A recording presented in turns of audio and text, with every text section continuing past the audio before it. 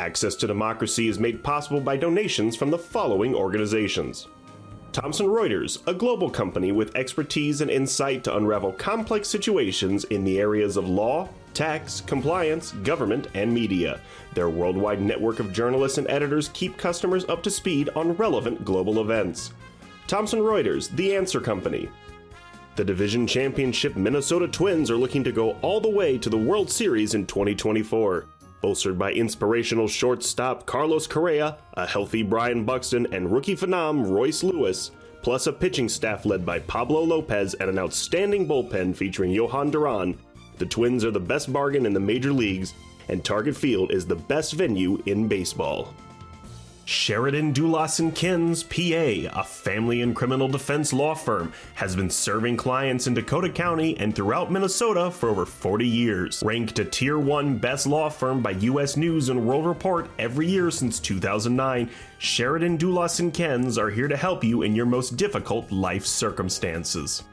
Established in 2007, 45th Parallel Spirits was among the first 50 micro-distilleries in the United States. Based in New Richmond, Wisconsin, all aspects of production occur at our facility.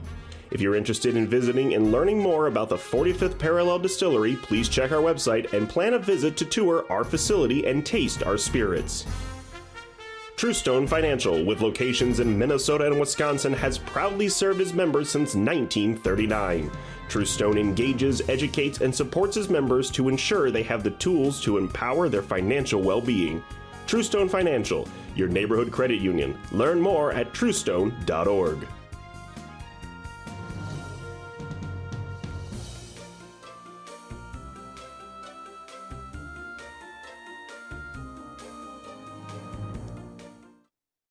Hello, everyone, and welcome to Access to Democracy. I'm your host, Bill Raker. This is a special edition of our program because of the length and because of the topic. It's a 60-minute program, but we have it in two partitions so that we can focus on part of it in the first half and focus on a second theme in the concluding half of the program. The topic of the program is the looming end of our American democracy. And here to talk with us about it are our guest, David Schultz, who's the chair of the Political Science Department at Hamline University, and Mary Hartnett, who's the executive director of Clean Elections Minnesota.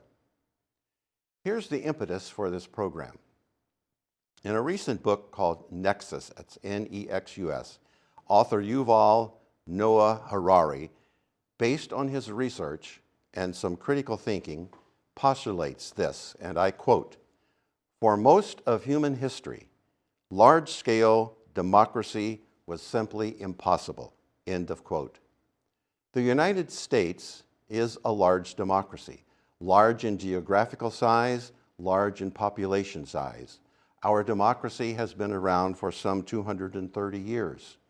And so the question is, how much longer can our democracy continue to serve as the government of this country?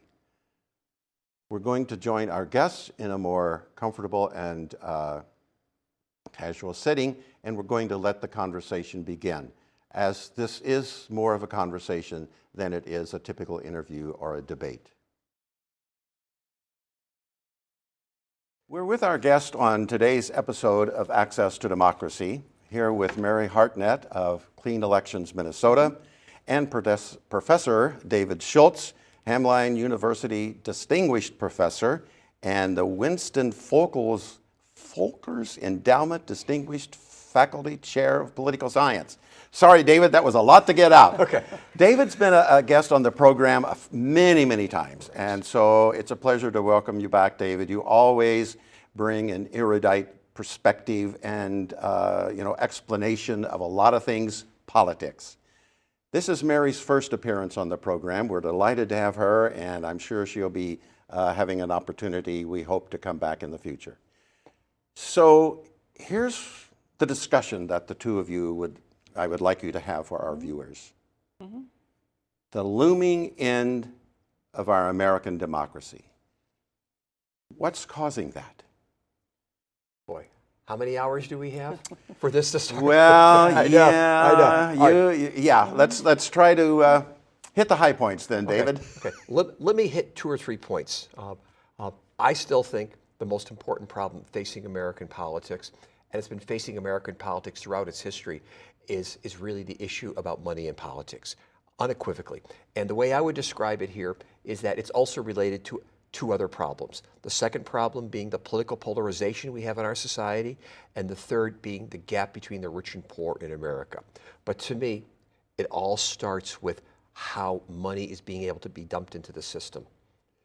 Many, many years ago, I had the pleasure of having dinner with Archibald Cox. Some people might recall Archibald Cox was the special prosecutor fired by Richard Nixon on the Saturday Night Massacre. And Archibald Cox gave a talk to Common Cause Minnesota when I was with him, and he said the rules that determine who gets to give money in politics are the rules that determine the rules of the game. And I never forgot that quote, because what he wanted to argue is that so long as we let large amounts of money, large donors, political action committees, and millionaires dump money into the system, democracy is always going to be on a threat. And so I think that's the big issue.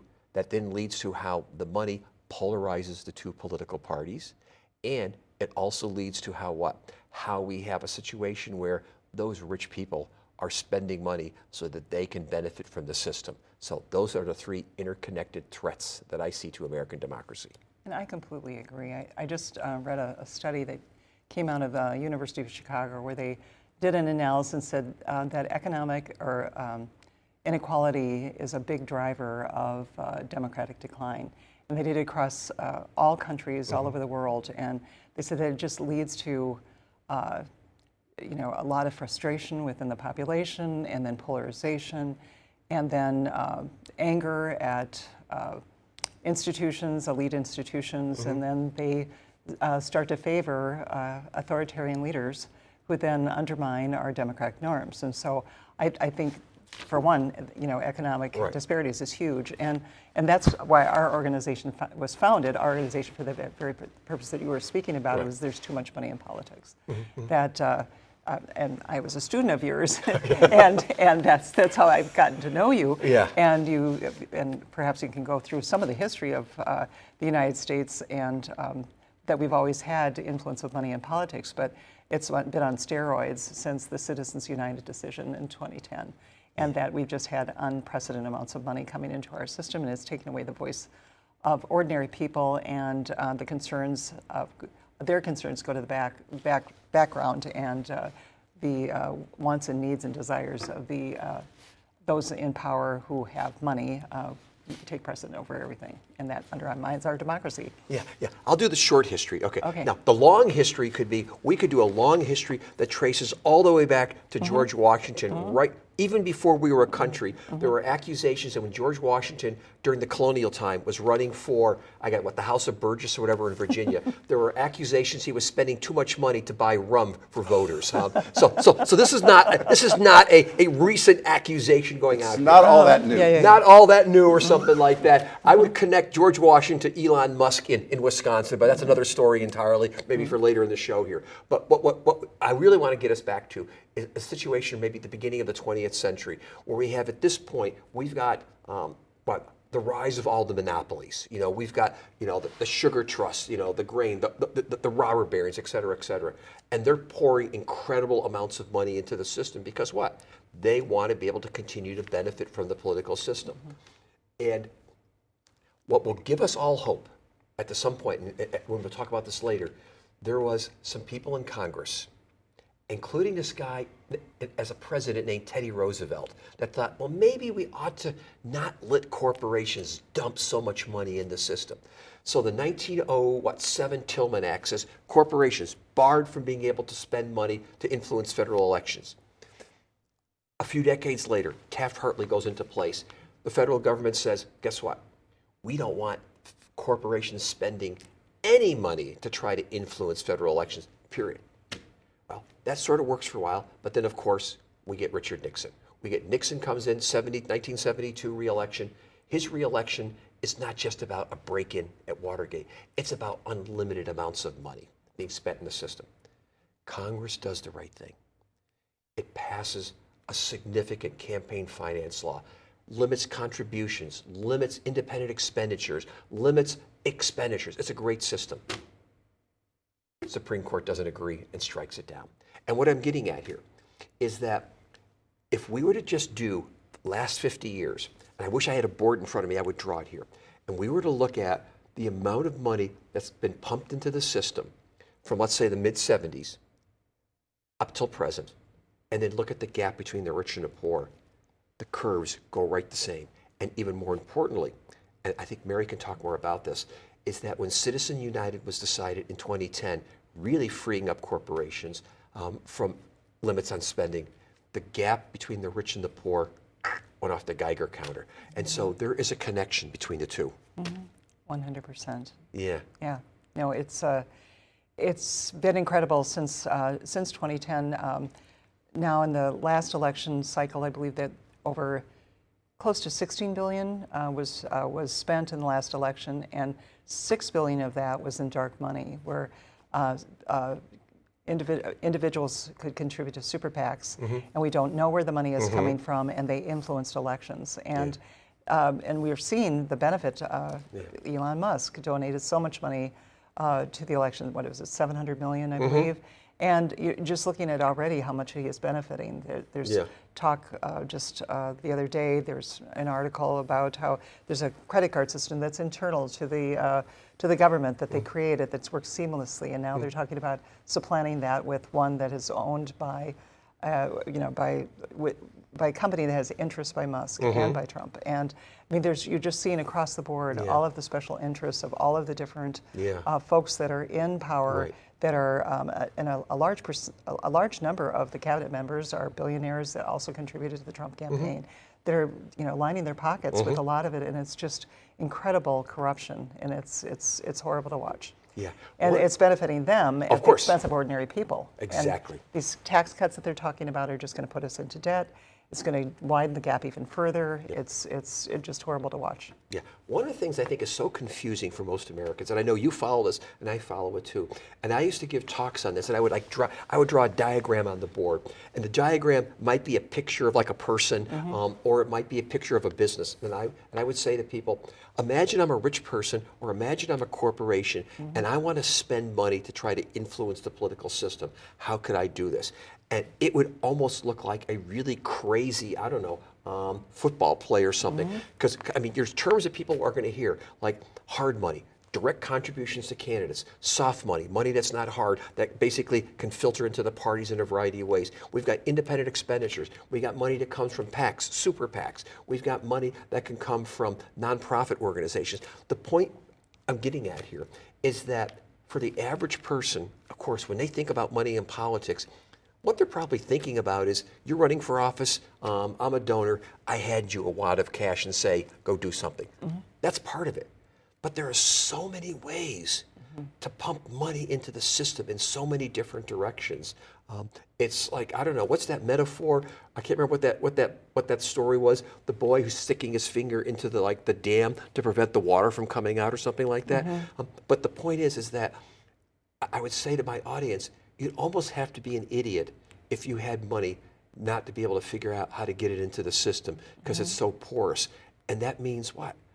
Money. And we know this. We know candidates. We know, well, I'll say candidates aren't listening to that money because they need that money to run for re-election. And it costs so much, and it costs more and more all the time to be able to run, and it really system limits the people that can run for office, and limits it to those who have enough money or sell their soul to be able to get that money to be able to run. And we're focused a lot in Minnesota on our campaign finance structure, and are continuing to try to strengthen it. And with all of everything that's happening on a national level, to try to be a bulwark against that. And so there's efforts that states can make, and that's what it can take, and steps that states can take, and the elections committees in both the House and the Senate are working bills through to try to mitigate the limit of influence of money in politics. But it's a constant. But on a national level, it's really hard. Yeah, I mean, what makes it so complicated is that in order to be able to control money in politics, to mitigate the impact of special interests, you've got to be able to what? Tell those you got to be able to basically buck those special interests to be able to pass the legislation that you need. So it creates this kind of this vicious cycle that we want to limit how much you can spend, but these groups in the process are going to spend incredible amounts of money to prevent you from being able to do that. So you're just kind of caught in this constant sort of cycle. And then again, every time it seems like, well, we're going to put limits here on this in terms of, let's say, campaign contributions. Well, now money's going to go somewhere else. And as you pointed out, so much of the money now is dark money. I mean, you gave a number. What would you say? What, 16 billion? It was 16 billion was spent in the elections, and 6 of that was from dark money. Okay, I was going to say, I'm surprised we even know how much it was in dark money. My guess is it's probably even more than that. Probably. We just can't trace it out or something like that. I got it from Open Secrets. Sure. Yeah. And that's a great website to go to find information. It really is. Right.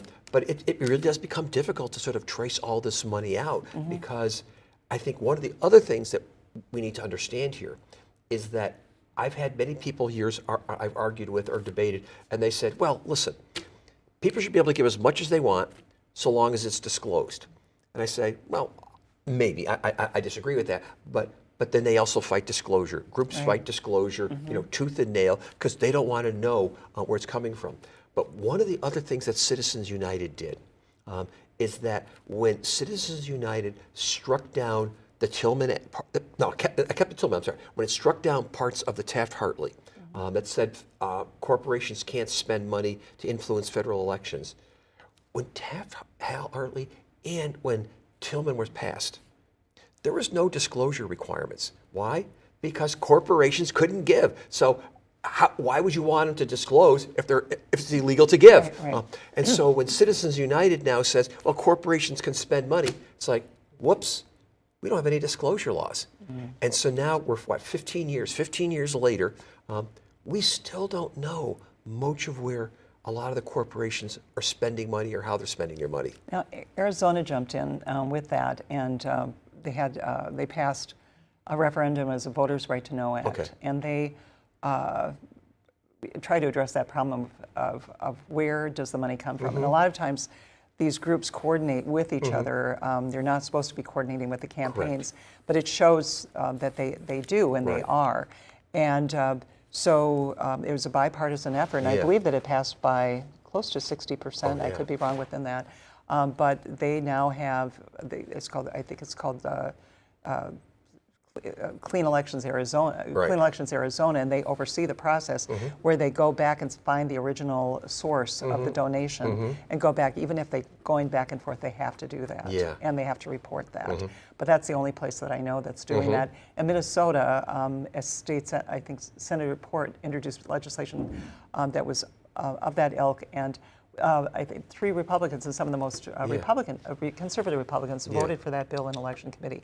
It didn't make it into the bill, but we're going to be working aggressively on that within a state level. That's great. Yeah. Okay, so how does your life get more complicated now in terms of all this? Now with all, this is not new, but it's relatively new. Now put us in the world of the cyber world, where I can now be operating. Let's use Minnesota. I could be some person, some group, operating anonymously on the internet, maybe in Arizona, who knows where, maybe, I don't know, in a foreign country, and I'm now, boom, I'm doing all kinds of stuff. How do we deal with that problem now? This is a really tough one now, too. It's just taking the problem that we had before and now just, I don't know, maybe put it on steroids twice or something like that. I don't know. Yeah. I know, I'm not sure if this is quite what you're getting at, but I know that Minnesota passed 2 years ago with bipartisan support with a deepfake, the deepfake bill, which now is being challenged by Elon Musk. Right. But it makes it against the law. It criminalizes knowingly altering content to try to to influence the outcome of an election. Yeah. And it's with any kind of media. So it's visual or audio or even written, and they passed it with unanimous. I mean, it was passed off the floor, I think, close to unanimously. Maybe there was one one person that voted against it. Yeah. It might have been, but that was it, and so now it's being challenged. So I think it'll be really interesting, even with all of AI. Yeah. You know, like who has power, who has influence, and who gets to write the rules. And right now, the technology companies are writing the rules, and they're one of who are financially benefiting from it. Yeah. But will citizens coalitions be strong enough to stand up? Yes. To say that we demand of our elected officials that we put some guardrails in place, because otherwise they're going to continue. I mean, there is a huge influence through the money and this kind of influence on elections with this. Yeah, yeah. The Yeah. deep fakes captured part of it, by the way. Yeah. I think, and that's a good discussion, and you're right. It's important to point out that at the end of April, Elon Musk is challenging it, saying that I, as the richest person in the world, and who owns X or Twitter, whatever to call it, I'm being censored. I don't have an ability to be able to get my message out. I guess we're all supposed to feel sorry for Musk on this one. But the other issue, too, is like if we're going about disclosure type of issues here, what we're seeing, and we see this in Minneapolis, by the way, by example, is that we've got sort of groups that are sending out lots of emails targeting elected officials like that. And we don't even know who really these groups are, partly because they're operating out of state. And it's kind of hard to sort of go after them because we don't know who they are, et cetera, et cetera. So there's like a couple of different problems here we're sort of getting at here now. One of them is about, as you said, the deep fake, but the other is just finding out who's doing what. The original disclosure issue. Exactly. Yeah, right. Exactly. You know, speaks to Arizona, and we need something like that and something on that scale nationally to be able to find that. Yeah. It's you know, we were talking last night that the Maine passed a referendum by 75% of the electorate in 2024 to cap donations to super PACs to $5,000. And they were trying intentionally to get that passed to have it challenged in court, and with the hope and intent of getting to the Supreme Court, because there was an appellate court ruling that allowed individuals back in 2010, right after the Citizens United decision, that said that corporations, you know, have the same rights as individuals and money is free speech. But then this other case took it to another level and said that individuals should be able to do that and should be able to give unlimited amounts of money, because not putting a cap on that limited their right to free speech.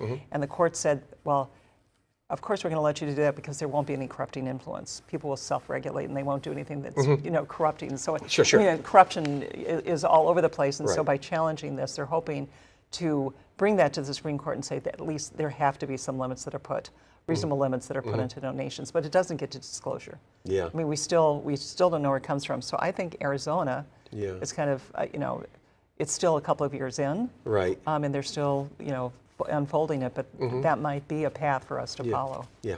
I don't know what you think. No, I think it's one of the possibilities, and we'll talk a little more about that later. But the other way, I'm going to go back to sort of like, how does the money corrupt the process here? And analogy I used to use at one point is kind of a Cold War analogy. And what I mean by that, during the Cold War, we would build missiles, Russia would build more missiles, we'd have more nukes, they'd build more, and it kind of like escalated up and up like that. So what's happening now is that as the two major parties are both raising more money, so one party says, well, gosh, the other side's raising more money, I got to raise more money. But what's also happening too is that the money's coming from political action committees, coming from wealthy donors.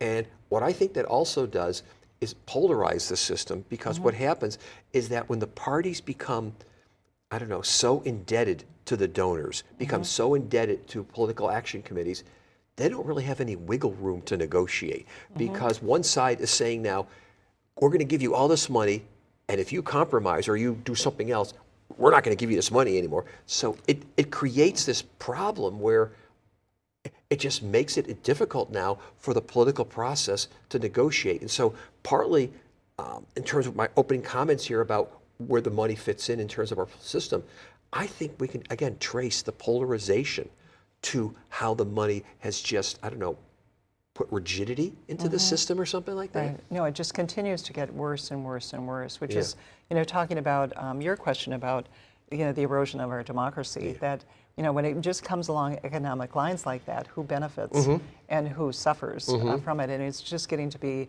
clearer and clearer that, you know, the beneficiaries of all of this are the people that are giving the largest amounts of money. I can't remember, you had a statistic last night that was about of all of that money that was given, how much, there were just a couple of donors that gave, I don't know how much. What we're at this point now, a couple of different statistics here. First up, not that I want to discourage anybody watching from giving money. In fact, they should be giving money to try to counteract, money for political purposes to counteract big donors. But what we know is that there are only about 200 donors in America that really make a difference. These are on a national level. National level. On a national level. Yeah. These are donors who are giving millions and millions of dollars. Now, they can't give it directly to the candidates, all of it, but they can give it to the political parties, political action committees, et cetera, et cetera. So think about it here. In a country of, 330 million people? I don't know what the number is. Let's just say approximately, 200 million are adults, 18 or over, something like that, although anybody can give money. We're looking at, out of 200 million people, about 200 donors that account for probably about 95 to 98% of all the money in the process at this point. Isn't that incredible? It's amazing. I mean, so think about it here, is that, and back when I was in Common Cause, we actually did a survey on this at one point, and we asked the question of people in Minnesota, do you think public officials are more willing to listen to you or to donors? And I think we had a number, something like 85%, some huge percentage of the respondents said, well, of course, to the donors. And if you talk to people in office, they always say this after they're out of office, of course. They will say they spend a lot of time dialing for dollars. And what they'll say is that, yes, if a phone call comes in, constituent versus donor that I know, they'll say, whose phone call I pick up first? It's the donor. Well, just getting back to local, I mean, localizing, public financing of elections is really important. Yes. And Minnesota has its public contribution refund program that it's had in place since 1990. And another, I think it was in 1974 after Watergate, when the reforms came in, we also created, I think it was the checkoff that is on the tax form to be able to contribute to the parties, but only as proportional to the number of votes that a party got.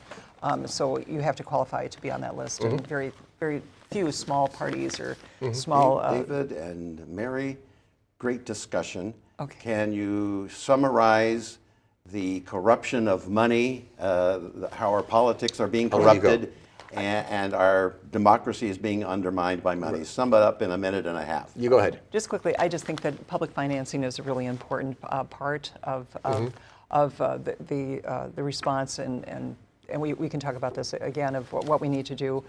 But again, the influx of money in politics, the economic inequality that is eroding democratic norms and is eroding our basically our checks and balances that we have in place, and really threatening our elections. I think we need to address it, and it's influencing all of those kind of guardrails that we have in place, and they're all being compromised, and it's all being driven by too much money in politics. Well, I do two quick ways of describing it here. Money corrupts, unlimited money corrupts in unlimited ways. Or go back to Archibald Cox's line, the rules that determine who gets to give money in politics, determine how the game of politics is played, is that what happens is that we can draw a line between who gives and who benefits in the political system. And that's how it corrupts. Because if America is supposed to be a representative democracy where the people get to rule, it's now not the people, it's the dollars.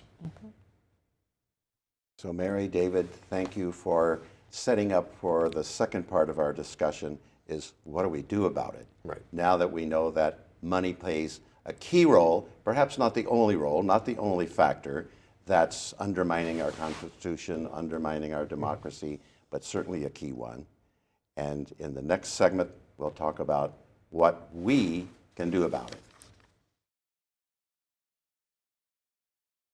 We're back now with Access to Democracy, and we continue talking with our two guests on the two-part program. We've been talking with Mary Hartnett of Clean Elections Minnesota and Professor David Schultz from Hamline University about the looming end of our American democracy. Part one was an enlightening conversation about how our Constitution, our democracy, is under threat. Now, in part 2, we'll discuss what actions and reactions are warranted under the circumstances. As we continue our conversation with our distinguished guests, Mary Hartnett and David Schultz, I'd like to mention a couple of very interesting facts about both of them. Mary provides strategic direction to nonprofits working to build a healthy and inclusive democracy, not only here in Minnesota, but wherever democracy needs a boost. And contact information for Mary, if you're interested, is displayed on our screen. And I also want to mention that Mary has been responsible, or influential, I guess is probably a better word, for the passage of some 90 pieces of legislation here in Minnesota during her career. So thank you and congratulations, Mary, for that's a lot of work. And David Schultz is the author of more than 45 books and over 200 articles, and is also editor-in-chief of the Journal of Public Affairs Education, and he teaches courses at the University Hamline and other places too, probably. David, how do you ever find time to relax? Clean living. Well, there you have it, folks. All right. All right. And I'm the executive director of Clean Elections Minnesota. We're a The executive director. Yeah, nonpartisan nonprofit. Thank you for clarifying that, Mary. Yeah. So David and Mary set up in the first part of the conversation about the influence of money here in the United States relative to politics. And so with that as the problem, or a problem, maybe not the only one, now, Mary and David, we'd like to have you provide some discourse on what are we going to do about it? What can we do about it? I'll let you start. Okay, well, thank you. Well, I mean, this is iterative, and we'll keep going at this, but I was ending the conversation with talking about the importance of public financing. Right. That public financing of elections can really give more power to small donors. And in Minnesota, we've had this system in place since 1990, where an individual can give, and now we're up to 75 for an individual and 150 for a household, can give to a campaign and then being reimbursed for that. And that gives seed money to politicians to be able to get the money that they need to participate in the campaign, and then by agreeing to get those dollars, they have to put certain limits on their campaign, how much they're going to spend for the whole campaign. So it really does put more money into the hands of small donors than it does into, and diminishes the influence of wealthy donors. And 90% of candidates for office in Minnesota participate in that program. So they voluntarily agree to limit the amount of money that they take in, and then they rely on that money to get to run their campaigns. A small percentage of the population participates in that, and that's part of it, in part because it's an old-fashioned system where you fill out paperwork. We're working to modernize that, but I think public financing systems have promise. The state of New York has a large-scale one that they've just finished completing their first election with that in place in 2024. It was a success. It was bipartisan participation in the process. They're still doing analysis on that. The Brennan Center for Justice just came out with a report on that.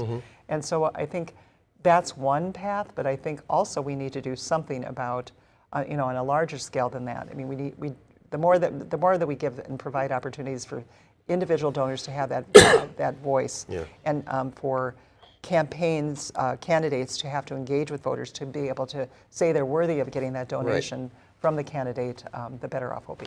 Yeah, no, I agree. I was going to say, one thing that's worked really well in New York, I'm going to forget the exact ratio here, but I think it's like 6-to-1 or 7 or something. 6-to-1, I think. 6-to-1 it is. And so what happens? You proverbially, let's say you proverbially give your $50. The state of New York is going to now match it. A 6-to-1 ratio. And the reason why that's working so well is because, if we think about how much time candidates are spending dialing for dollars, raising money. just asking you for $50 isn't going to be enough like this. So now if they can get $50 from you or the $100, whatever like that, and they can now turn that around and get matching from the state, that really now starts to work really well. And so among the things that I would like to see them do in Minnesota, I know you've talked about how they've raised it, up to 75 per person, 150 for a couple or something. I'd actually like to see them go closer to the New York model where they do far more matching, because if you could start to do that, then it takes a lot of that pressure off of the still searching for the PACs and so forth. But the other thing, I think, I want to go in a slightly different direction too, is that we know in Minnesota, for example, the House of Representatives, 134 seats in the House, 67 in the Senate. In the Minnesota House of Representatives, maybe 12 seats are competitive. In the Senate, maybe about 6 or 7 or something like that. For the most of the seats that are not competitive, I'm going to argue that on one level, the money is not as big of a factor. There's other things that are a factor instead of here. Where the money is really a problem is in those very few competitive seats where millions are being pumped into it. So partly what I'm getting at here too is that I think one of the ways that we also have to think about of our political system is, of course, not just directly addressing money, but how do we do things such as in terms of apportion our legislative seats or our congressional seats?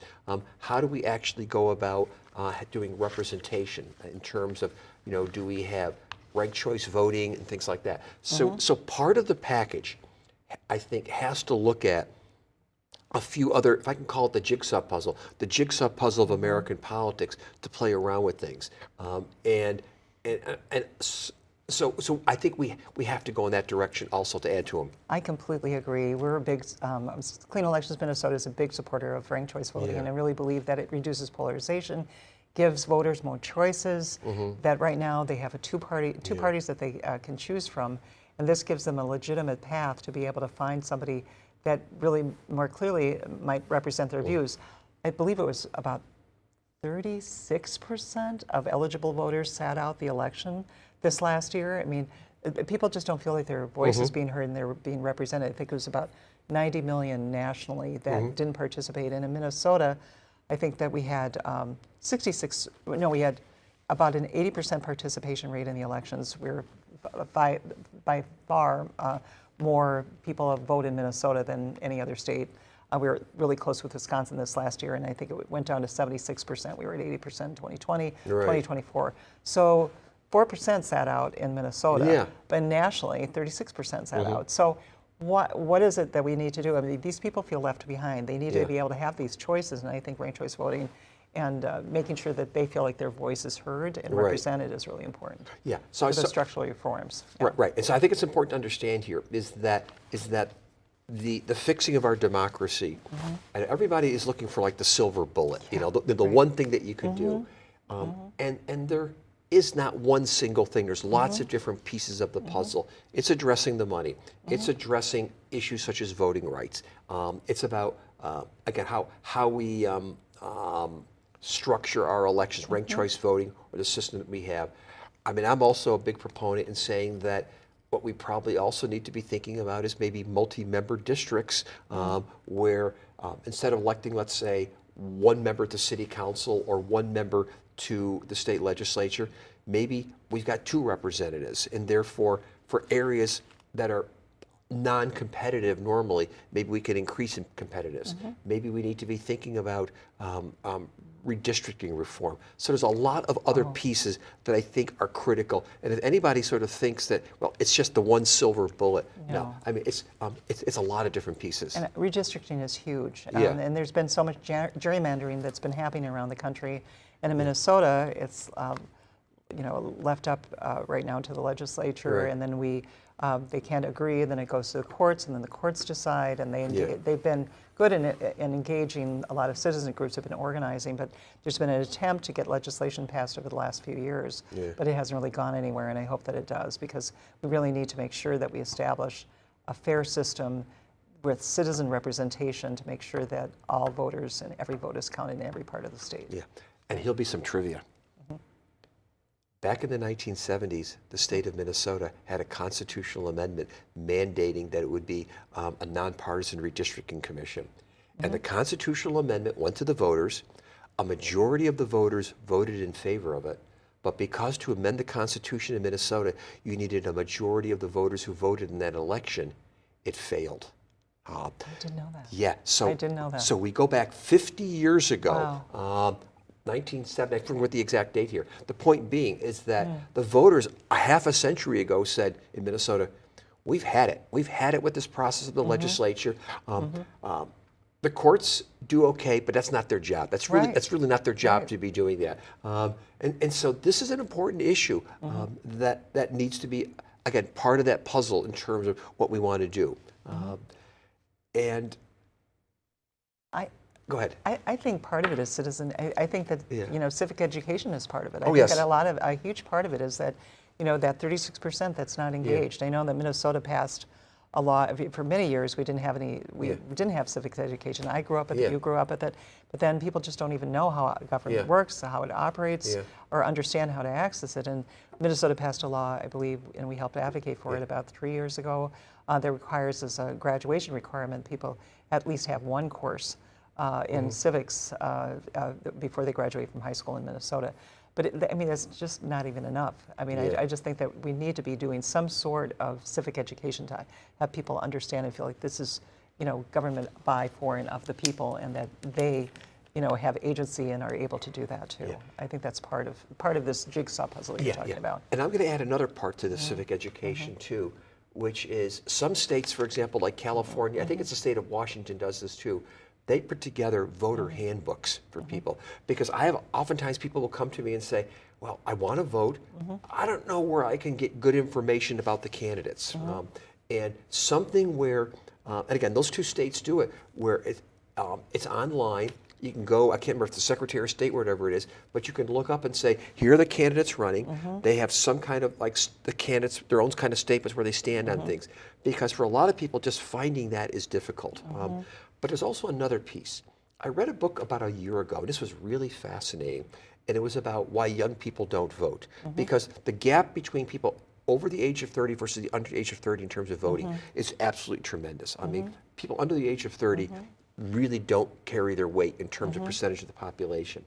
And what this book said, and I never thought about it before, is it said that voting and knowing how to vote takes a lot of skills in terms of knowing how to register, knowing where to go vote, how to research it, et cetera, et cetera. And what the book said is that what you really have to be thinking about, and I love this analogy, it said, think about getting people to vote like planning a trip. And when you plan a trip, you've got to plan, you've got to think of your itinerary, you've got to put together your luggage, you've got to know what you want to put in your luggage like that. Or maybe think of it as a supply chain. There's all kinds of pieces in a supply chain. And I never thought about that before, is that part of the civic education is also how do we build the supply chains so that people know to say, well, here's where I need to go to get information. Here's how I can plan my life to get there to show up to vote. And I know for some people listening are saying, that shouldn't be hard. Well, it's maybe because you're already a voter. But for people who've never voted or who are new to the state of Minnesota, they don't have all that supply chain or social capital in place to know how to do this. And that's where a lot of the civil society organizations, the pro-democracy organizations like the League of Women Voters is a great group that's new, that's called Believe in What's Possible, that's focused solely and is Gen Z led, and that's working on that and showing the difference that they can make. There was a study that came out, and I thought the headline was 11% of Gen Z voters believe in political violence. Well, really, if you read it, it was something like 70% believe that we need to keep the democracy, but aren't sure how to do. I mean, it was a misleading headline. But it was just that, but they weren't sure, what they could do or how to influence or how to participate in it. So I think that the partnership with civil society organizations that are doing that kind of work and really investing in those and making sure those. Somehow abdicating and putting everything on the government to do things. It doesn't. Look at what's happening right now. When the government gets attacked, we need to have these alternatives, systems in place that are complementary, that are working, like our organization and Common Cause and and Fair Vote and all of the democracy organizations. The Humanities Center does, a lot of civic education. I mean, I think that there's an ecosystem, and we need to continue to invest in that and participate in all of that. Yeah. I want to come back to another point. Go Yeah, ahead. and then I also think that we need to be addressing at the same time economic inequality, because that's Of the course. driver of all this. Of course. It's the driver of behind the money in election, the economic inequality. That research that shows that is the key driver of failing democracies around the world. Quickly. Yeah. I know we talked about how we live in a polarized society, politically polarized. But one of the things that's really fascinating, if you start to look at a series of questions on surveys and ask people something along the lines of, do you think there's too much money in politics, or do you think politicians are more likely to listen to donors than to voters? You get numbers of 70 to 80%, if not higher, that are saying we need to do something about this. Okay. The reason why I mention this is that despite being a polarized political system on so many other scores here, there actually is, among people who voted for Trump, for Biden, for Harris, whoever it is, an agreement. We need to do something about the money in politics. Okay. Yet, at the national level, Congress is doing nothing on this. Okay. I want to tell a story. Tell a story about, if Congress can't act, is there another thing that we can do? Right? And it's a story about, I don't know, I think about a decade ago, maybe longer, I can't remember. Actually takes us back 15 years almost, right after Citizens United. And I get a call from, at that point, Al Franken was still a Minnesota senator. And I can't remember who it was his chief of staff or whatever, calls me and he says something like, Al Franken's pulling his hair out. We've got to do something about Citizens United. What can we do? Can we come up with any ideas like this? And I said, yeah, I got 2 or 3 really easy ideas at the federal level right now. They said, what were they? And I said, first, and Obama is president at this point. I said, what we should do is have the president issue an executive order ordering the Securities and Exchange Commission to engage in rulemaking. And what the rulemaking would require is that there has to be disclosure of all money being spent by corporations. 2, that what you could do, issue an executive order requiring the IRS or the Securities and Exchange Commission to require that there be shareholder assent or support for any disbursement by corporations. 3rd, is that I said they could have the president issue a procurement order saying that any corporation or any person that expended more than, we can pick them out, $1,000 or $2,000 on lobbying or political contributions would be barred from competing and bidding on a federal contract for 2 years. Al Franken's, I think it was his chief of staff, but I can't remember, legislative liaison said to me, oh my God, what a great idea. He said, the senator's going to have lunch with the president in a week. He'll communicate it over to him. So I hadn't heard back. About a month later, I call up and I say, what happened? And I said, well, Franken had lunch with the president and told the president the ideas. And what happened? And he said, nothing. And this is the problem, because you might recall that Barack Obama and the Democrats were also taking in incredible amounts of money from Wall Street. And I give Al Franken credit, because he thought, what a great idea. So what I'm getting at here, even in a polarized Congress, if a president cared, including a Donald Trump who has said he wants to drain the swamp, there are ways you could drain the swamp. And he seems to be somebody who likes to issue executive orders. Let's issue some executive orders that actually can do something. Well, the problem with executive orders, when you have a president in place that would do something like that, which, and it shows that even when we had when there's a Democrat in place or a Republican in place, they're still beholden to the interests of big money. And so that's why we need some sort of legislative structural reform in order to be able to do that. That would be, if we, thank goodness, had somebody who had the moral leadership to be able to do that, that would be great. But we need to have a powerful uprising of people right now. Agree. I think the democracy is eroding in place. Because the checks and balances are falling apart. The institutions, the academic institutions who are abdicating to these demands by the administration to subjugate themselves, to be run by them. But then the institutions that are standing up, Harvard, now 200 institutions have stood with Harvard to stand up and say, that they're going to be in solidarity. Right. Some of them from Minnesota, I think St. Kate's, Carleton, St. John's have signed on, and more universities are signing on. The law firms, the rule of law is being, eroded, and the law firms that are abdicating, and we were talking before about some of your law students who are appalled and don't want to be part of the people that have bent the knee to not following the rule of law. And I mean, we just need to look at the erosion of all these democratic institutions, and that's, again, driven by all of this influence. Right. All of this. I mean, the money, the donors, everything is related to all of this. Yeah. My point being is that I agree with you. I think nothing's going to change until the public says this is the most important issue, and we need to do something about it. They're going to have to put the pressure on Congress and to put the pressure on the president. My whole point is that there are things we could do right now. There are, and this is part of what we're talking about here, is that a president who actually cared could actually do a few things, even with executive orders.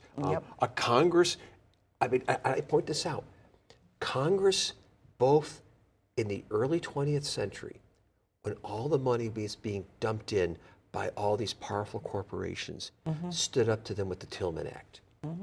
In the 70s, after all the excesses with the Nixon re-election campaign, Congress did the right thing and stood up.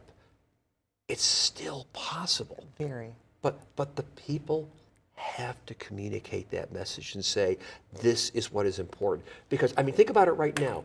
We've got more people than we have lobbyists, but the lobbyists are spending more money. What we have to do at some point is get the people to realize, exert your weight. Actually make it serious to say to your elected representative, do this or find a new job. Right, 100%. The lobbyists are writing the rules right now, and we need to be the ones that write the rules. And the people need to speak and organize across, there need to be cross coalitions, speaking out and just showing it with a unified voice of this needs to change and this needs to stop. I agree. Yeah. I agree. Yeah. So where should we go next? Well, let's see. Since we've solved all the problems of the world, well, what are some of the other things that you would have on your wish list? We've, I think a lot of, I mean, we've covered a lot of them, but I think the getting back to, we've covered ranked choice voting. We've covered doing work to, if it were possible, to overturn Citizens United. There's, legislation that's across the country where they're trying to introduce legislation to amend the Constitution to overturn Citizens United and take away, the right of a corporation. They're so-called right now of corporations to operate with the same rights as individuals, with First Amendment rights and free speech with money, and to try to overcome that in some way, shape, or form. And people say it's difficult to get a constitutional amendment passed, but we need to continue to do on multiple levels. There's groups and organizations that are dedicated to that and invest in that. I mean, I think that's the only thing that I didn't cover within that. I think, again, a big, huge push for the public financing. And I loved what you said about doing the public match that we did, that they're doing in New York and doing that here to make that person's $50 turn into, what, $300? Yeah. That would be real money. So Mary and David, a great conversation, unfortunately, must have a conclusion. So 2 minutes, wrap it all up for us. Wrap it up. I would say that we have to address a lot of structural issues in our democracy. We are still a great country. We are, in many ways, still one of the most prosperous countries in the world. We have a system that delivers the goods for many, many people. But many people are excluded a voice. And if we really are going to live up to the first 3 words of the Constitution, we the people, we need to do more. And what we need to do is to empower people. We need to be able to give them a voice. And the way I describe it, our system is supposed to be one person, one vote, not $1, one vote. The more we can do to get us to that point where it is about voice and not dollars, that gets us one step closer to democracy. Eloquently said, and I believe that it's possible. We've been in tough positions before. I think it's unprecedented, the position that we're in. These are very difficult times, but I do believe that by working together and banding together and not operating out of fear, but out of hope and with a vision for what our country has been and can be, and to continue to get better and better, I think that there is hope with a lot of the reforms that we discussed and working together in solidarity. Yeah. I think that's the message. Hope. Don't give up. Because as soon as you give up and say you can't do anything, you're not going to accomplish anything. 100%. But the people's voices are rising. You see it all over the country. Yep. Yep. I think that's the great message for our viewers to take from this discussion, this conversation that you've had for us today. Hope. Our democracy, our constitutional republic, really, is worth saving. And we have to have hope. If we have hope, we're going to be motivated to go do something to save it. Yep. Thank you so much. Thank you so much. We thank our guests, Mary Hartnett and David Schultz, for joining us today to discuss a very timely and very important subject, the looming end of our American democracy. This has been a two-part program, so be sure to catch both parts 1 and 2. Thank you for joining us here on Access to Democracy. Look for our program on your local TV cable channel and on our own website, accesstodemocracy.com, and on YouTube.